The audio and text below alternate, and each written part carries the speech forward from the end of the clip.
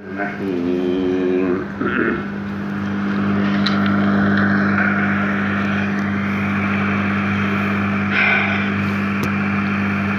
باب المعاصی من امر الجاہلیہ ولا یکفر صاحبها بارتکابها الا بالشرک۔ غرض یہ ہے کہ جتنے بھی گناہ کے کام ہیں، معاصی ہیں، یہ جاہلیت کے امور ہیں، تو اب اگر کوئی آدمی ان کا ارتکاب کرتا ہے تو یہ جاہلیت اور جو کفر کا زمانہ تھا، جاہلیت کا کام اور کفر کا کام ہے،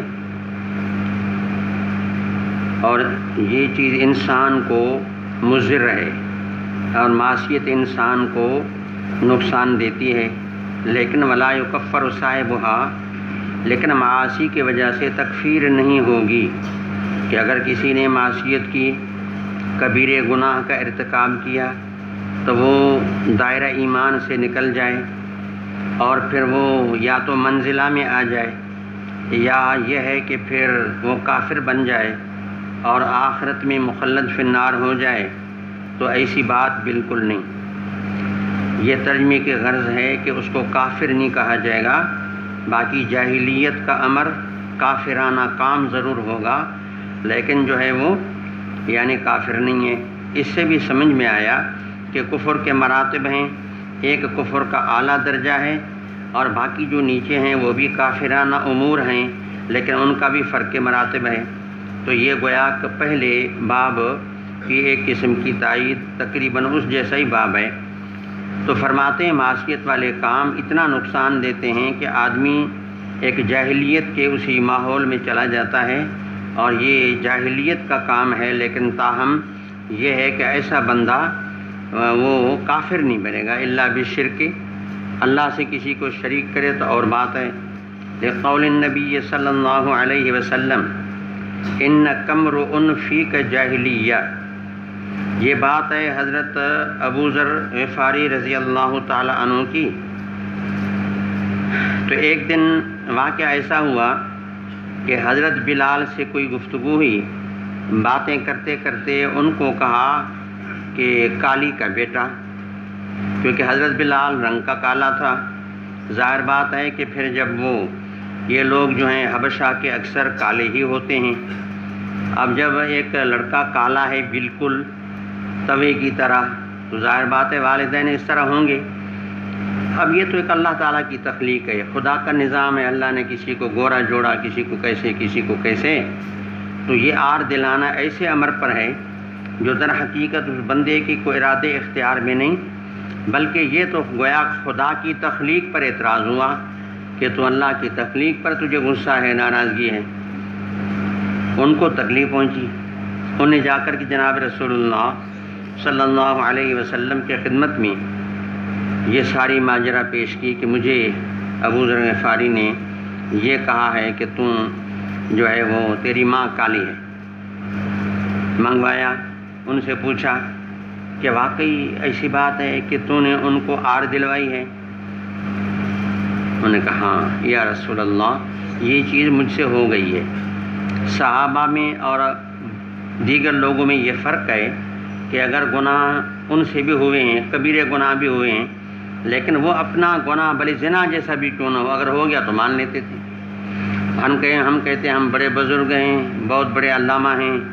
اور ہر قسم کے کمالات کے حامل ہیں، ہم سے گناہ ہو نہیں سکتا، اور اگر گناہ ہم کر بھی لیں پھر بھی کہتے ہیں نہیں جی یہ تو سوال ہی پیدا نہیں، ممکن ہی نہیں ہے، محال ہے۔ کیوں محال ہے؟ بہرحال یہ بات ہے کہ انہوں نے کہا کہ ہاں جی یہ بالکل مجھ سے ہو گیا ہے، اور پھر فرمایا حضرت صلی اللہ علیہ وسلم نے کہ تم ایک ایسا بندہ ہے کہ تیرے اندر جاہلیت موجود ہے۔ میں ڈر گیا، میں نے عرض کیا اے اللہ کے رسول، مجھے اللہ نے دولت اسلام نصیب کی ہے اور اتنی زندگی آپ کی خدمت میں، معیت میں، رفاقت میں، صحبت حاصل ہے، آپ کی تربیت حاصل ہے، اب بھی میرے اندر اس وقت بھی جاہلیت ہے۔ جو اتنا وقت زمانہ گزرا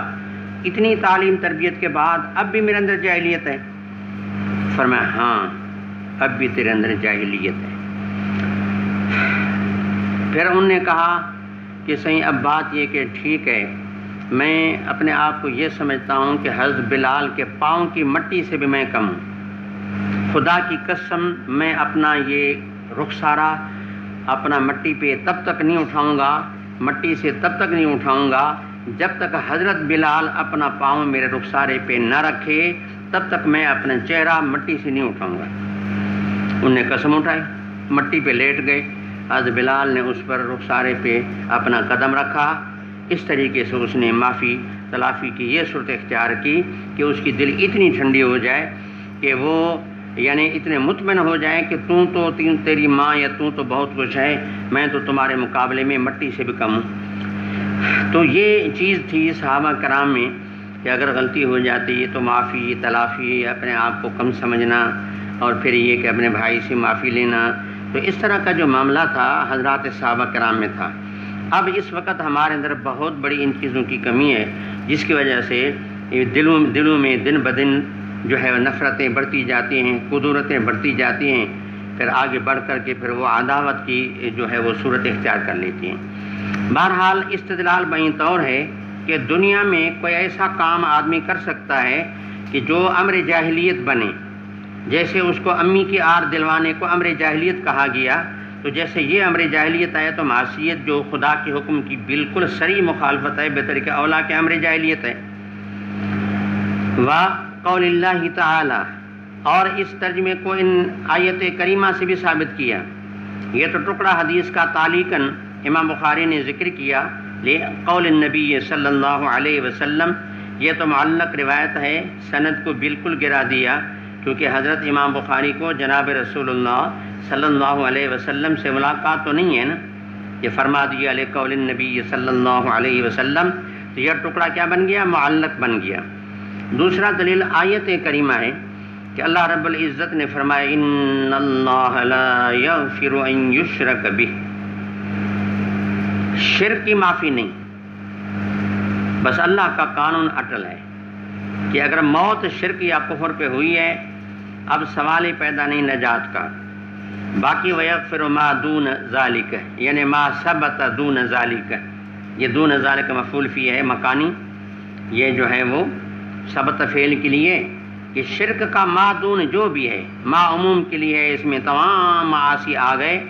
ان کے لیے مغفرت کا امکان ہے لمن یشاء۔ تو معلومہ کہ یہ امر جاہلیت ضرور ہیں